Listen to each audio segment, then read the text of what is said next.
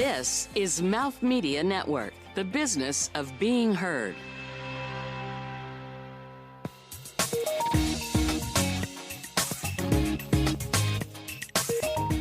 Hi, my name is Joyce Kim. I am the Chief Product Officer for Rare Beauty, and what I love about beauty is that it's basically a form of self-love. I think it's just so intimate and personal to each individual and ultimately a form of self-expression. Hi, I'm Katie Welch. I'm the Chief Marketing Officer for Rare Beauty. And what I love about beauty is a passion point. It's a place where people can express themselves. It's a place where it's something that makes people happy. And what I personally love about it the most is that the fact that I was able to build a career in something that I love so much. From New York City, you're listening to Beauty is Your Business, covering the intersection of innovation and business in the beauty industry.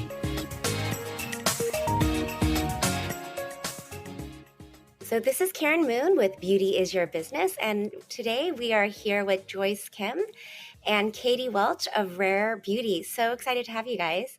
Thank you so much for having us. Thank you. And we're also joined with my amazing co-host, Abby Wallach. Great to be here. Nice to meet you. And April Franzino. So excited to chat today.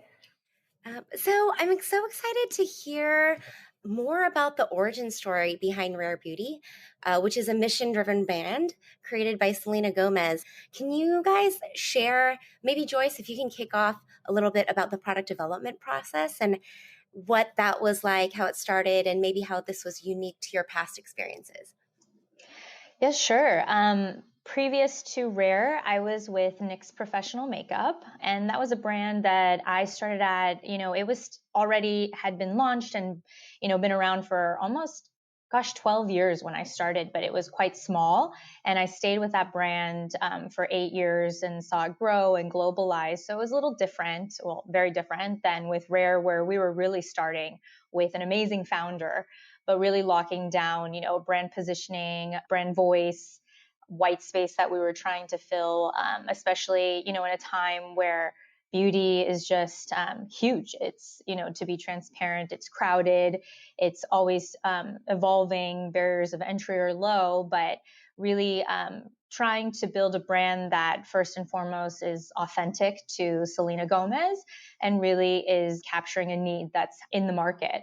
And so the product development process was really fun and organic. The first time I met Selena was really trying to understand her perspective on beauty and on product. And so I came with thousands literally of dollars of just brands from all different price points, brands speaking to many different customers, just to get an idea of what her experience was with just product, but also with different brands and, consumers. And the amazing thing was she's so, what she comes across as is exactly how she is. She's very warm, personable, and very, honest about things. And what I loved is, her perspective was I've been sitting in a makeup chair since I was, 6 years old. And so she's just been used to people, putting things on her face, going through transformations, really going through the process of sitting in a chair for so long. And she's also very personally connected with a group of women that are her very closest friends, who she has normal conversations with as you would with your peers. And that involves things in beauty, that involves, things in entertainment, things in, books, reading, music, all of that. But when it comes to beauty, what I think how women and men generally discover new brands, obviously, is from social media, through magazines, through online and everything, but a lot of just word of mouth of trying things with your friends in a bathroom as you're getting ready to go out, when we used to do those kinds of things. But, saying, oh, I just bought this new lipstick and I love how it feels. And that's how her awareness of, brands and product is things that her makeup artist used on her that she loved, or things that her friend that she was her roommate gave her a lip gloss that she enjoyed, and shared it with her. And so that first product development process was really hearing about her experience with product and beauty in general, how she discovers new brands, what leaps and jumps out at her that makes her feel a connection with the product. And then really understanding how sensorial beauty is to her, how she really puts makeup on with her hands and touches formulas, and how that's a huge part of how she wanted her new brand to capture and feel like. Sorry for the long, convoluted answer. No, amazing. Thank you. Yeah, And then, Katie, would love to hear from your perspective as well. I mean, I know you've been CMO at a number of like amazing successes like Hourglass and Bliss. And I'm just curious, to start marketing for a brand that is launching with, a big splash in Sephora and obviously with a well-known celebrity. How did you think about the marketing strategy? Yeah. And the purpose of the brand?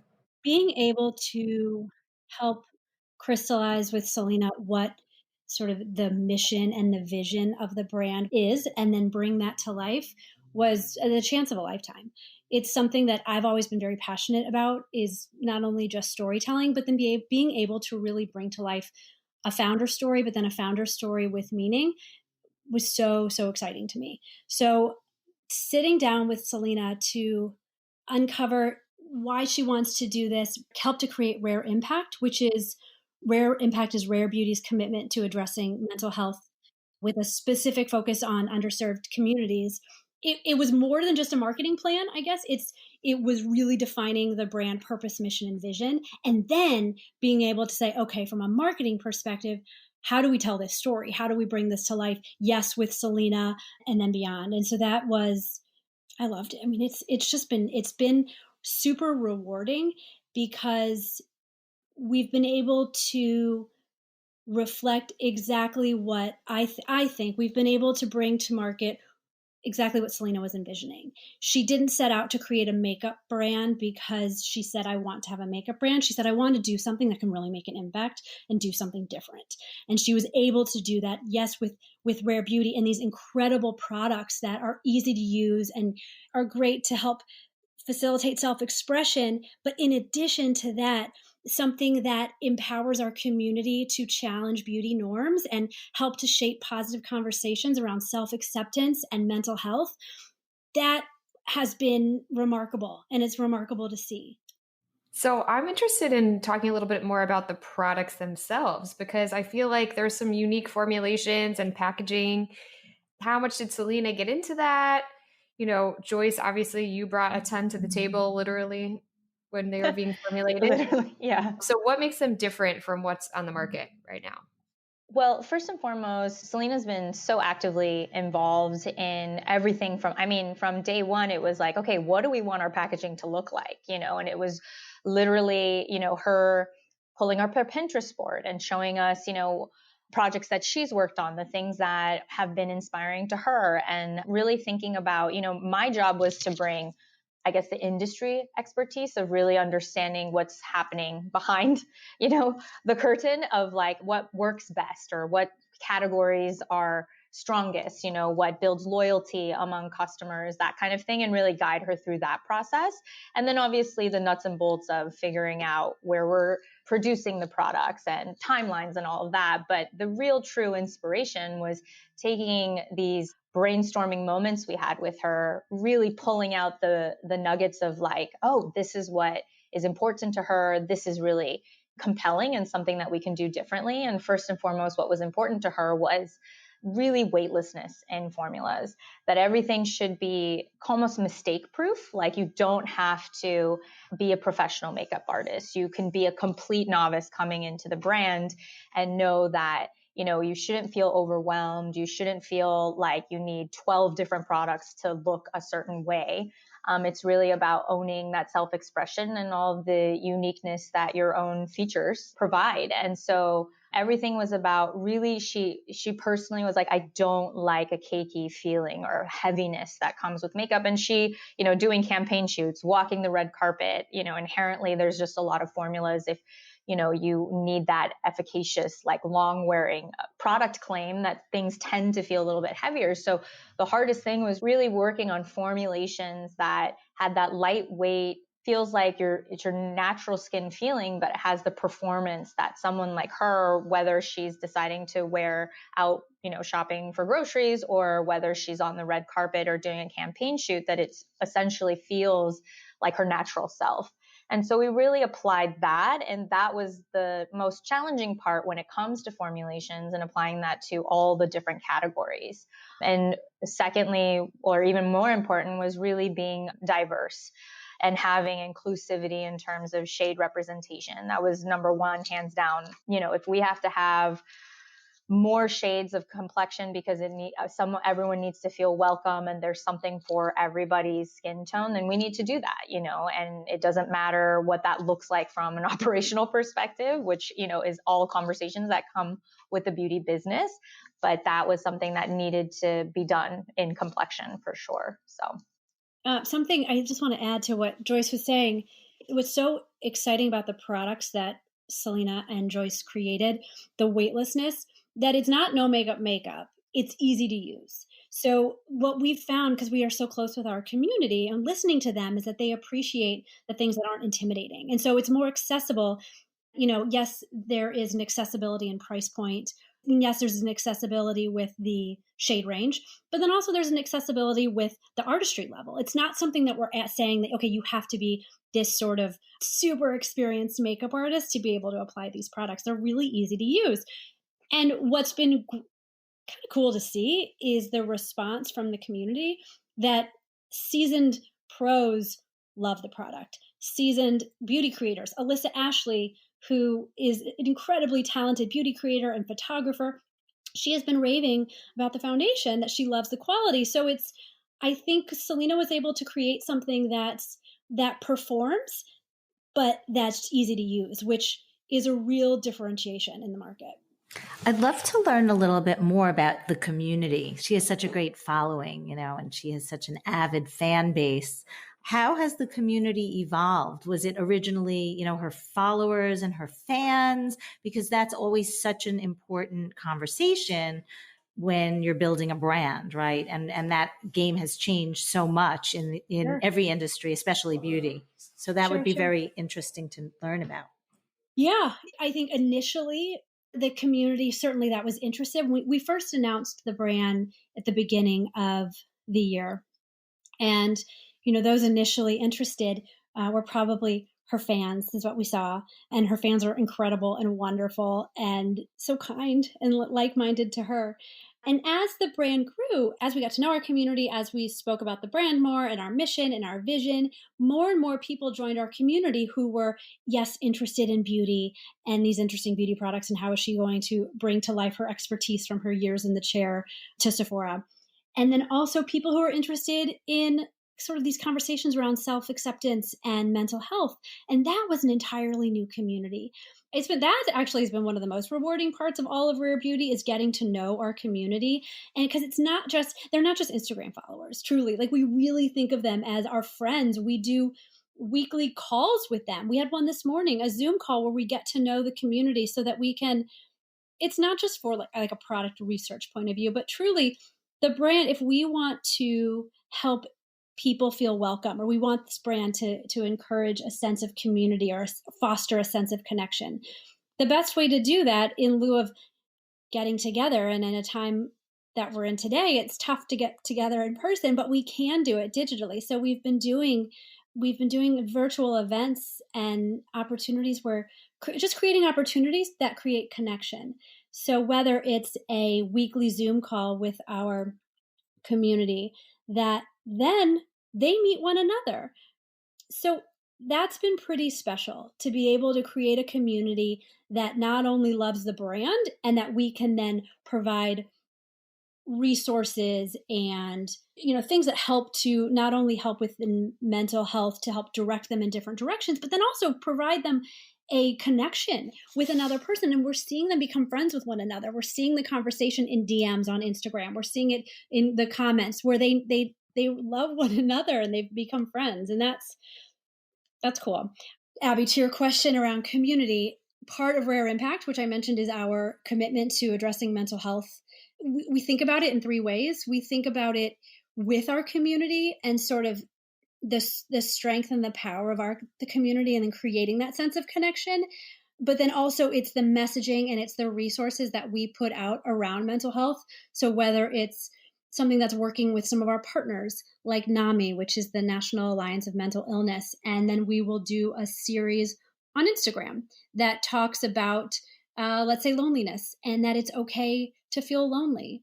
But then at the same time, then we will do education around that same feeling. So our community is, not only are we trying to foster this sense of connection, but they have been just as welcoming to us as we want to be to them. So that's just been really nice. One of my favorite things to do is just take to Twitter and respond to the community and see what they're saying, whether it's Twitter, whether it's Instagram, whether it's TikTok. But in my career, I've never seen such a positive, supportive community. And part of that is because of Selena, and she's so open and honest with her fans. But then also I think it's because of the relationship that we've fostered with our community. That's really amazing, and such a tribute to who she is and the brand that you're building. So my other question is, because each medium is so unique, right? You have TikTok, you have Instagram, every single one has its own way of being in the world. They're not all equal, and all the content isn't the same, right? So how are you finding different audiences and different mediums, or do they all come together in different moments? That would be an interesting conversation. The audiences are they different? They're not really. A lot of them are the same because, and I say this anecdotally because I've gotten to know, and I see the same names and it's the same people. So a lot of them, some of the real super fans are across channels. So there are certain individuals that I see on Instagram, and I see them on Twitter, and then now they're starting to follow us on TikTok as well. So it's a mix of yes and no. Now the content does modify by channel to make sure that it sort of fits the language and the medium. But the people our community is pretty tight, and they follow us across all channels. So sometimes there's a lot of consistency. That's fantastic. It's great. Actually building on that and content just in general, would love to pick your marketing brain.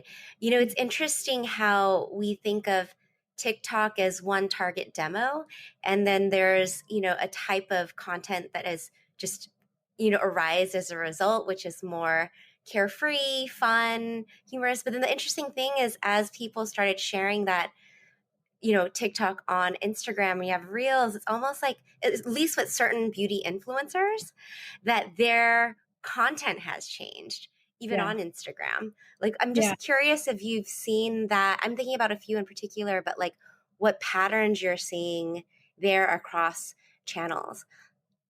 I think, it's interesting. I think it's very easy to say about TikTok, you just got to dance, or you have to do macro, or you have to do ASMR. And that's actually incorrect. Like, it's so far from the truth. And I think the best way to learn about any of these platforms is to experience it yourself.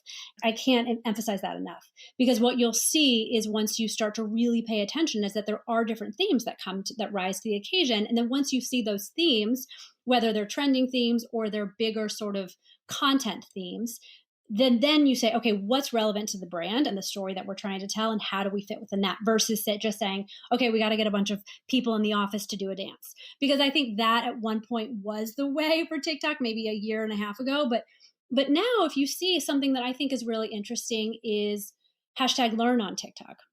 And it's TikTok's initiative to create educational content. Because when you think about, are they trying to steal share from YouTube? Perhaps. Why do people go to YouTube? For entertainment and for education. You search on YouTube, okay, how do I create a smoky eye? How do I boil water? I'm joking. But that's where a lot of the audience is. And then, of course, obviously there's entertainment. Well, TikTok can mimic that same thing. So TikTok's, yes, there's entertaining, there's funny content, and there's also opportunities to learn.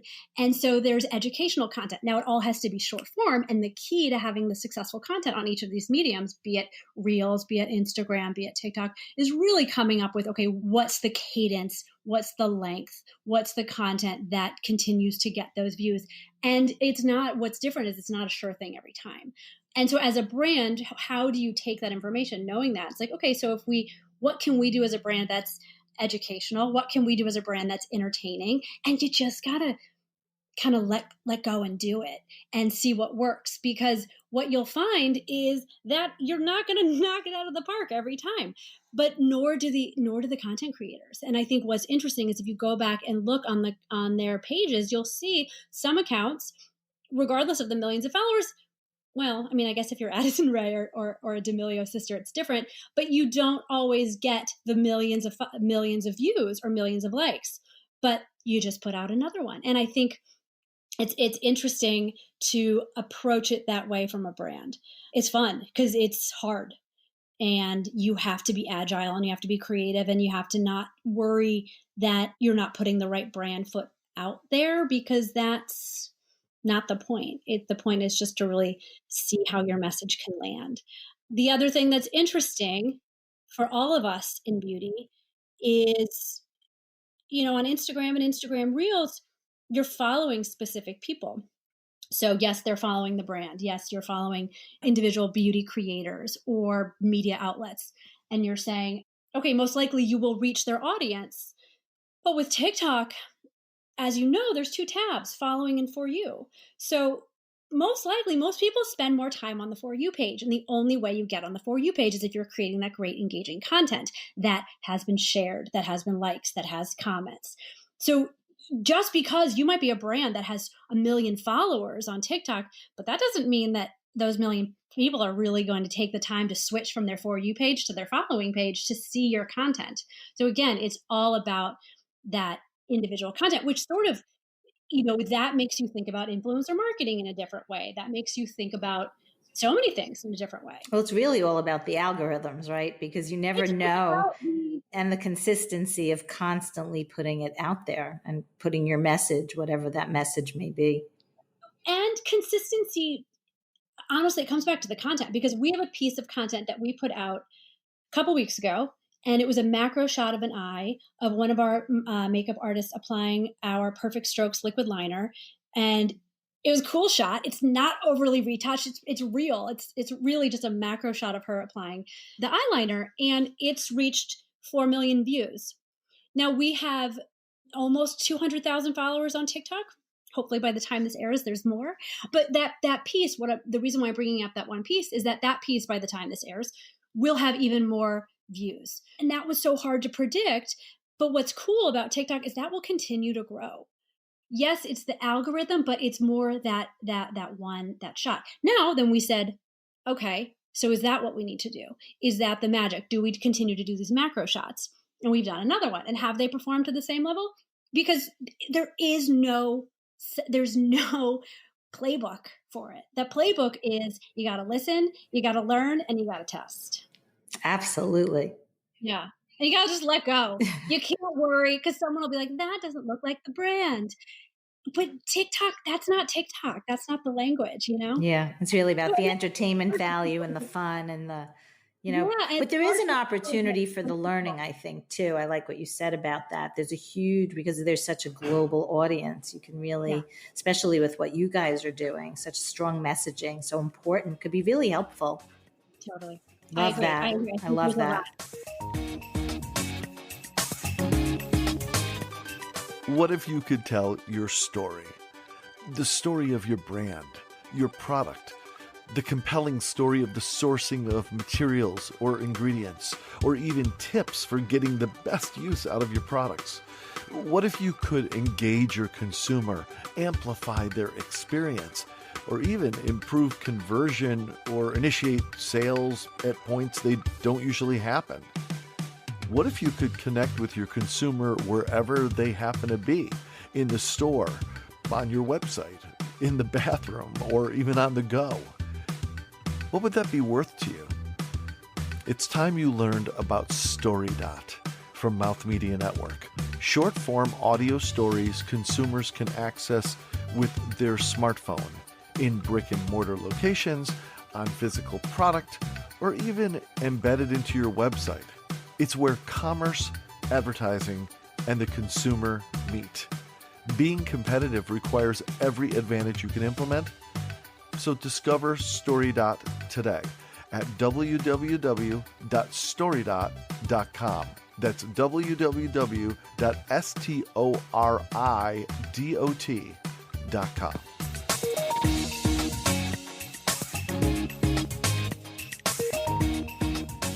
So now that the brand's been out in the world for a little while, what have been the surprise hits and misses amongst the product assortment that kind of you guys weren't expecting? Gosh, it's been a total roller coaster. I mean, I don't think anyone expected that when we were launching our brand that we would be in the middle of a global pandemic.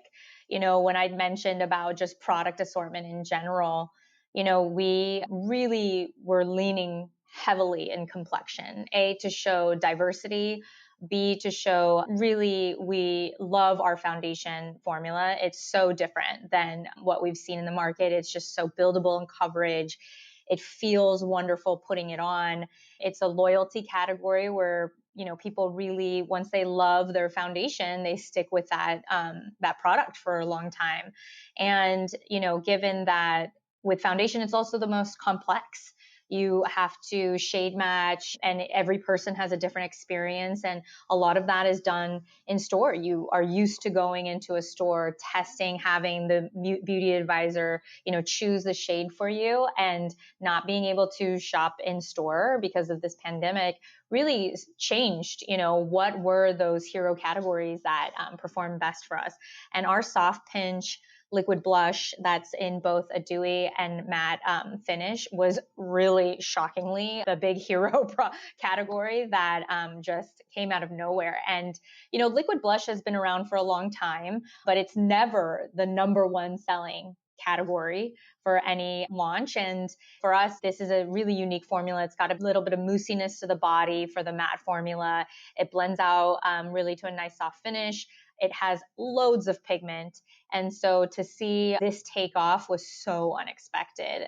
But I mean, going through the process of like building content, Selena did all of the education videos for Sephora with using every product, talking through application. She did those literally with an iPhone duct taped to her vanity mirror on selfie mode, recording her applying these products.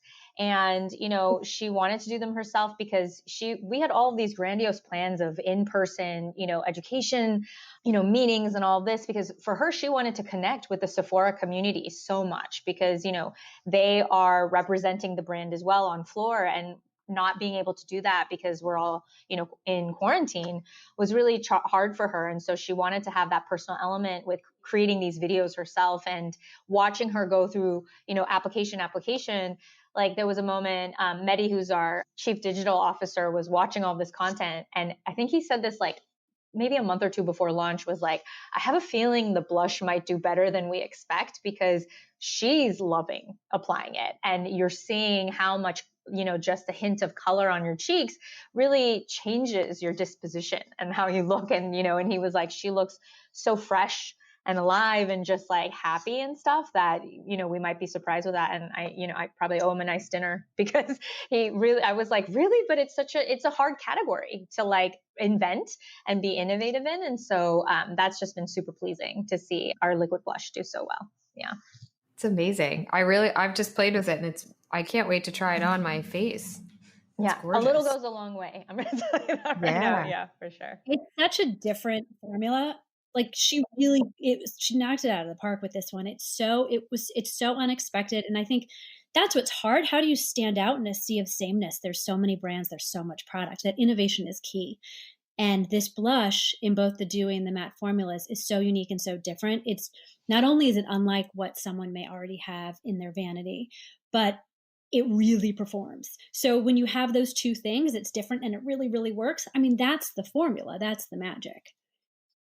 I'm really curious about the packaging too, because there's a lot of different types of shapes that you don't always see. And it makes it, like you said, it's hard to stand out in a sea of like tubes and compacts, but these really do manage to stand out.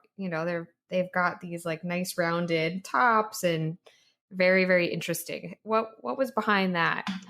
Well, we knew and this is like more of the industry expertise side, we were like in a sea of sameness. To reiterate what Katie said, was how does one brand become recognizable and ownable and on the shelf, especially, or in someone's vanity when so many people are posting pictures of their makeup haul?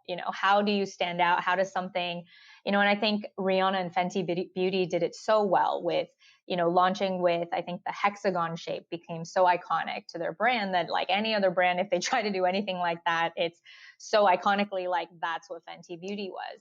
And, and we learned from that and saying like, there's more brands launching more than ever.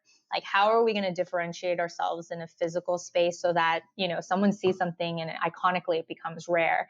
With the early brainstorming ideas of how Selena wanted the packaging to look, she was like, I want it to look fresh. I don't want it to look too young because, we recognize that beauty is consumed by women and men of all different ages. And so she wanted something that, was elegant, but not too overbearing or serious. And so even down to the color and everything is just, she wanted something to feel feminine and fresh that someone would grow with and, continue to love. And so, all of our edges are really soft. I think we brought femininity into that. We love the rounded curves. So there you'll see the rounded ball on top of the foundation, or we call it internally like a Skittle or a Mento on top of the concealer and the blush. And in terms of colors, we wanted to use a hit of gold because at the very beginning, when we talked about what does this brand mean, we came across this concept called Wabi-Sabi, which is a Japanese like art of pottery. And basically how they see this is that, when plates or pots and things become broken in ceramic, instead of discarding them because they're broken, they would fuse all the pieces together with, metals like golds or silver, and then celebrate the new product it became. So it was really finding the beauty in imperfections and what that could mean. And so that was really rooted very beginning of like, okay, how do we love the concept of this, of finding the beauty in imperfections and really becoming something new? And how do we translate this? And so, we use the gold as hits of color, just as a reminder, that's a little tidbit I don't think we've even really talked about, of as a little reminder of like, oh, that's bringing broken pieces perhaps together, into something new. And so that's where the gold came in from. So love that. It goes without saying too, from a marketing perspective, to have the unique shapes, the recognizable shapes. I do think the New York Times just did a piece that's very, very interesting. Sort of poked fun, maybe at the word thumb stopping. However, there's some validity to the word that if you have these images that are these products that then when someone takes the photo, be it the brand, be it a community member or a creator, that's recognizable, that helps so much. In marketing right now, push marketing is dead. You can't push out images to people. You can't push out messages. So to be able to have these recognizable bottles, components that then help tell your brand story, even as he or she is putting the makeup on, not just sort of a flat layer or a vanity shot, that is so valuable. It's very difficult to do that if you have a component that looks like you can slap on any brand name. So to develop these brand codes and cues that are built into the packaging is so important these days. So true. And it is like, it does catch your eye when you see it in person, whether you're seeing it on the screen. It's really, really neat. I'm also curious, what have some of the biggest unexpected challenges been in launching this brand? Whether from the product formulation standpoint to actually, marketing it, whatever it might be. Was there anything that was like, oh, geez, we didn't see this coming? Yeah, the pandemic. Yeah. Outside of the obvious. Yeah. Yeah, that was our biggest, like most brands. But the hard part is when you're launching a brand new brand at Sephora, there's a lot that's required to go into it. So a lot of content that needs to be created. Everything, you go to a website and you think about, okay, that product page, there's a lot that's on that product page that we have to create. And we had a lovely plan to do it all. And Joyce mentioned we had probably 5 different photo shoots with Selena, without Selena, individual product shots. And it all just went out the window because we couldn't do them, obviously, but the show must go on, as they say. So we had to still create content because especially now more than ever, we needed to create content for e-commerce that would tell the story of the product, how to use it, of the brand.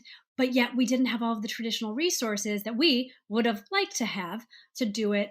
I could use the word in the right way, but honestly, what ended up happening was great. Like it was the content that we created with Selena and her phone duct taped to a mirror. It was so much more real. And and truly authentic, not authentic in a way that people throw around the word authenticity, but truly authentic of like, this is Selena and the way she does her makeup, the way that we could then reflect it into a piece that would go on a product page or in an ad that really worked. But one of the interesting hurdles when you have 48 shades of foundation and concealer, you would like to show what the products look like on the 48 different skin tones so that someone can, when they're shopping online or shopping in store, they can say, okay, if I can't test this, this person sort of looks like me, maybe I'll try the shade or around that, the photo plus the words of like copy around undertones and shade really helps with shade matching.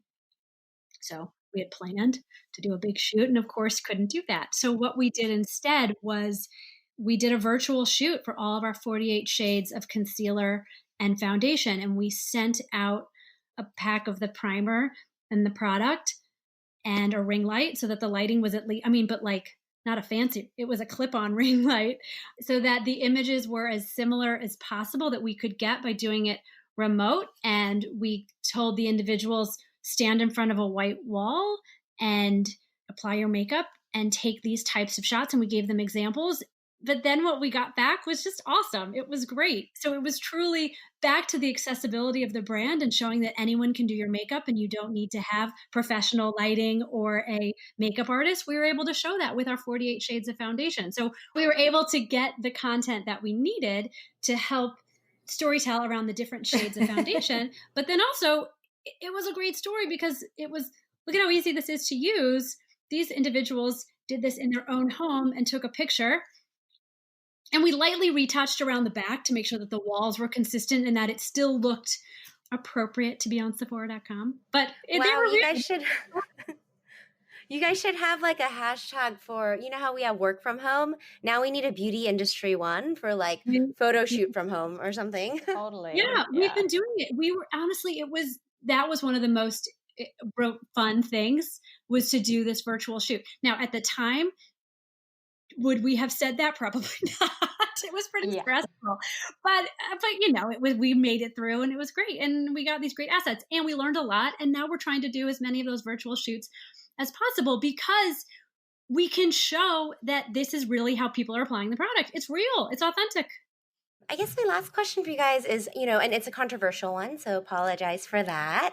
But when you think about celebrity brands, there's obvious benefits, but then sometimes there's, controversy on like, is it authentic? Is it, like what are the challenges and dynamics that come with that, especially in a day and age of like cancel culture where, there's like a lot happening. I'm just curious to hear from you guys what that experience has been like and what the opportunity. I think first and foremost, and Katie, let me know if you want to sidebar about this.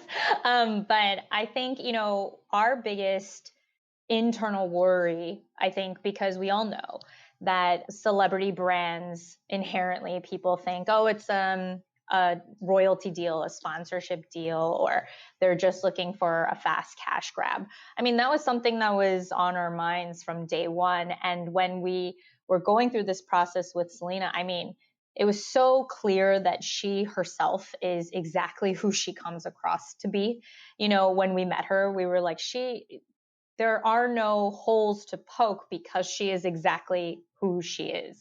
How she speaks, she's filterless, I would say. If she wants to talk about her mental health struggles in a conversation I think she did an Instagram live early in the pandemic with Miley Cyrus and talked so openly about the struggles that she's faced, and we were all surprised that she was so open about it, but that's just how she is, and so for us, when we were developing the brand, obviously we were like, we need to be accepted into this industry and community as Selena, as really, a founder representing, bringing to conversation, breaking down the stereotypes and barriers of mental health, but also with good product, because a lot of people have doubt that a celebrity brand could have a good product. And so first and foremost, we were like, hands down, we can't mess this up in terms of product. Like the product has to perform. And it was important for Selena. And she was like, I need to get to know the beauty community, that I'm not here to compete with them. I'm here to learn. She's never been one to be like, I'm a makeup artist or, I'm this influencer that's going to, overcrowd or anything like that. And so, even when we went to launch, she had very intimate conversations with influencers that she respects and that respect her about, what could she do given the grandiose reach that she has on her platform to bring, awareness to what's happening in the beauty community. And so I don't know if I'm answering the question, but, from the get-go, it was really about coming into the community from a place of respect, not of competition, and really understanding the community itself and getting to know the influencers and really leading with mission and product, I would say. Yeah. I mean, I here's the thing. I think the fact of the matter is Selena's intentions are good. And she set out to do this. Her mission is to create a safe, welcoming space in beauty and beyond. And that's what she's doing. That's what we're doing. So there will always be naysayers, but we're staying the course because it's like cookies made with love. They taste better. And with Rare Beauty, our intentions are pure, and what Selena wants to do, we are helping bring her vision to life. And we're just doing the best we can to do that. I love that. Cookies made with love.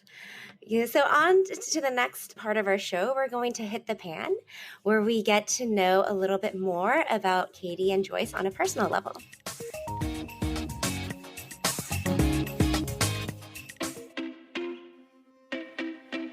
Every business has at least one big pivotal moment. The moment when you say, okay, we're at this turning point, so then what? I'm Lahari Neal Peretti, founder of LN Accounting Advisor. I hope you'll join me each week on my podcast, Then What, as we talk with successful business leaders who push past their business's biggest then what moments and succeed in an even bigger way because of effective leadership and solid business practices. It's inspiring and deeply useful information for any entrepreneur. Subscribe to Then What on Apple Podcasts, Spotify, and wherever you find the best podcasts.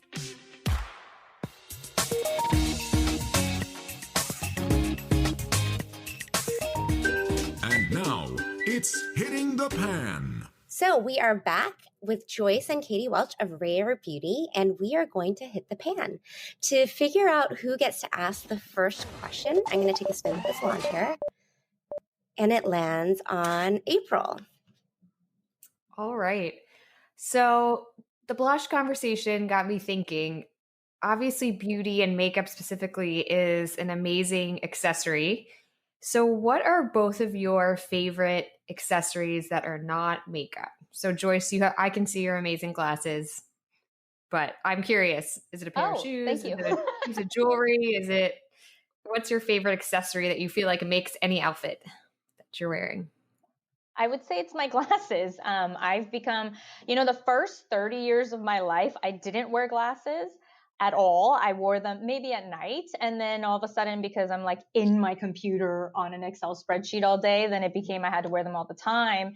And I just went for some big glasses. And now it's just become synonymous with who I am, that if I don't wear them, people are freaked out. Do you know when you were like a kid and you saw a teacher that wore glasses and then took them off, or like a teacher outside of the classroom and you were just like startled at who this person was?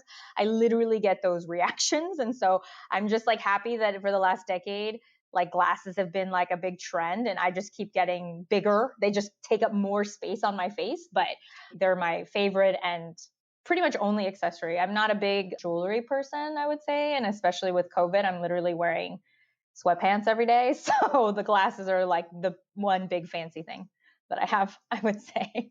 I love it. Well, they look amazing on you. So, oh, thank you. I mean, Karen knows that the glasses are a great accessory.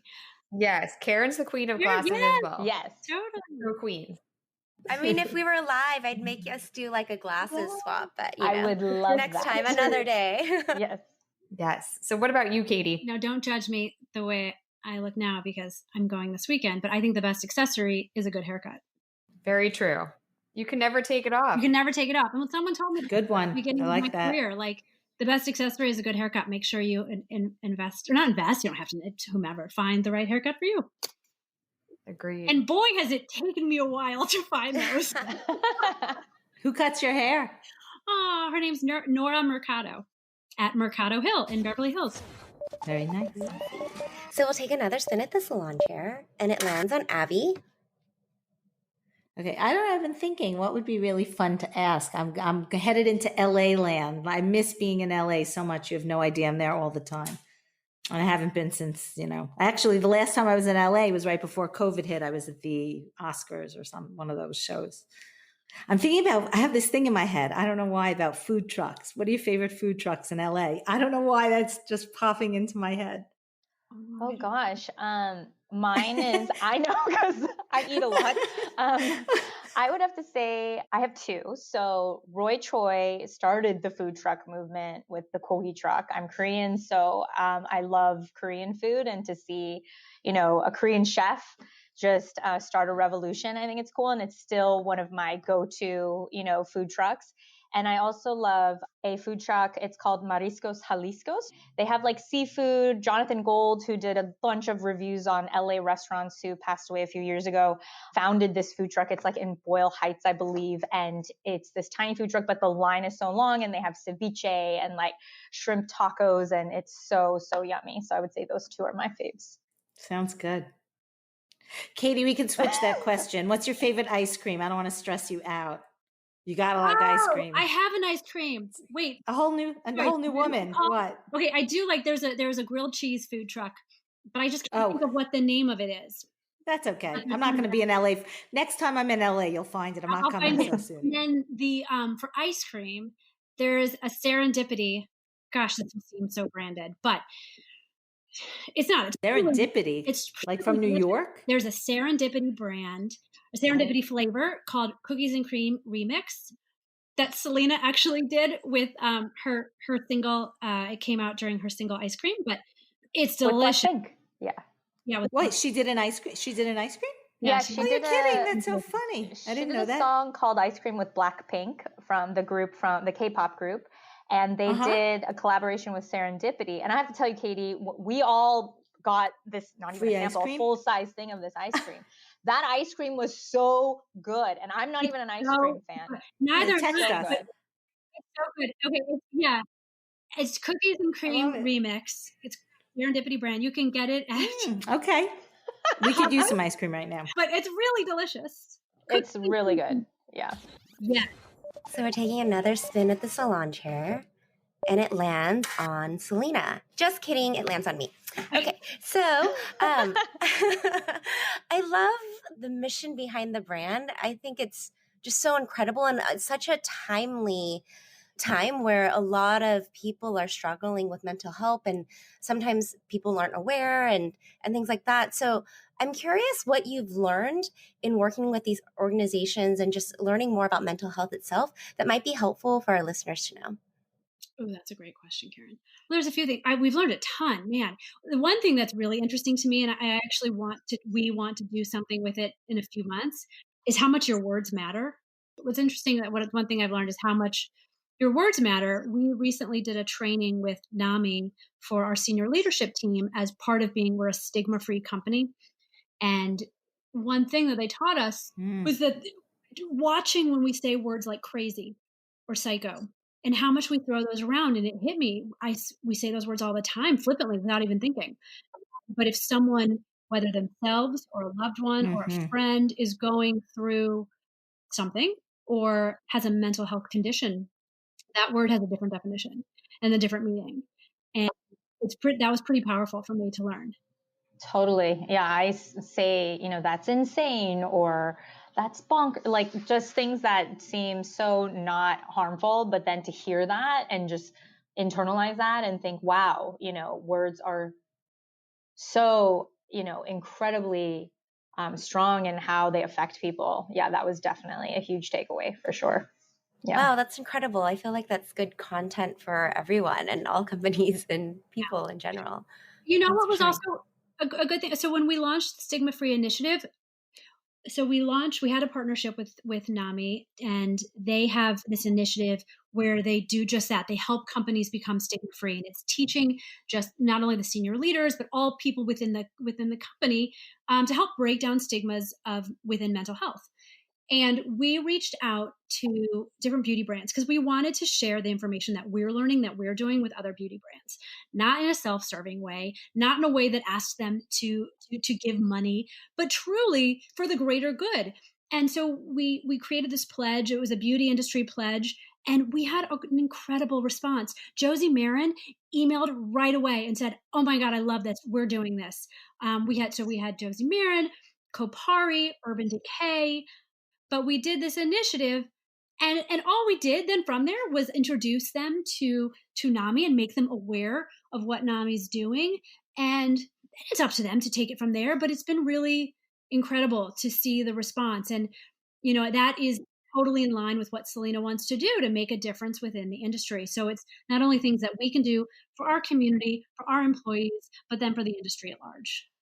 Well, that's amazing. Yeah. I mean, you guys are building community in so many ways, both, with your congratulations. Very health, exciting. Communities, love your messaging, and even within the industry. So that's awesome. Thank you so much for sharing your guys' story with us. It's been really great. Thank you so much. Thank you. Thank you for inviting us. We're big fans. Yes. Oh, so great having you guys. What's the best way for our listeners to get in touch with each of you? You can DM me on my Instagram, which is basically just pictures of my dog, food, and my husband, and ridiculous shenanigans, and Selena, of course, in Rare Beauty. But it's at Joycey Grossey, JoyceGrossey. Nod to Never Been Kissed, Joycey Grossey. Yeah. Love it. Love that. I love that so much. I'm at Katie Welch across all platforms, KATIEWELCH. Except for TikTok is Katie Welch _ And I very embarrassingly put myself out there on TikTok. I've been thinking a lot about mentorship and getting new faces and new voices into the beauty industry. And I thought about how did I find out that this is a career? I didn't grow up in New York or LA. I grew up in St. Louis, Missouri. I went to college in Ohio. But I met a woman when I was 19 who had a career in beauty. But had I not met her, I would never have known that this was a career path.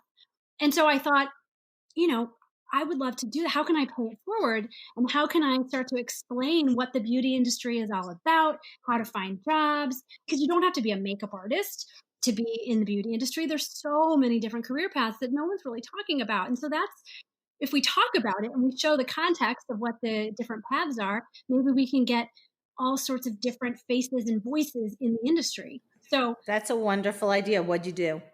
I started a TikTok account.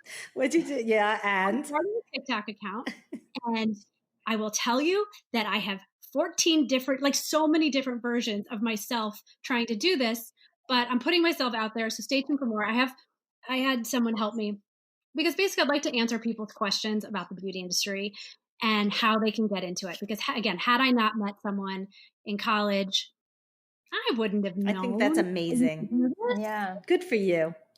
So wish me luck. Good luck. That's awesome. Thank you so much for sharing.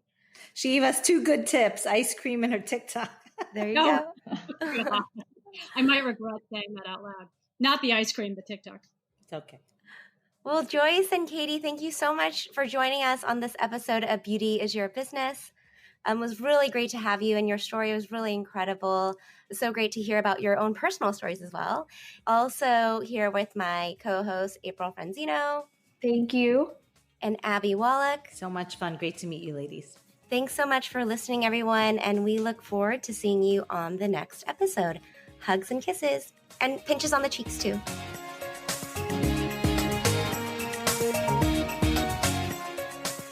This has been Beauty is Your Business. Produced by Mouth Media Network. Copyright 2021. Keep in touch on Instagram and Facebook at Mouth Media Network. And find prior episodes at beautyisyourbusiness.com and wherever the best podcasts are found. Your brand message can be on this show. Email us to find out more at podcast@mouthmedianetwork.com. Thank you for listening.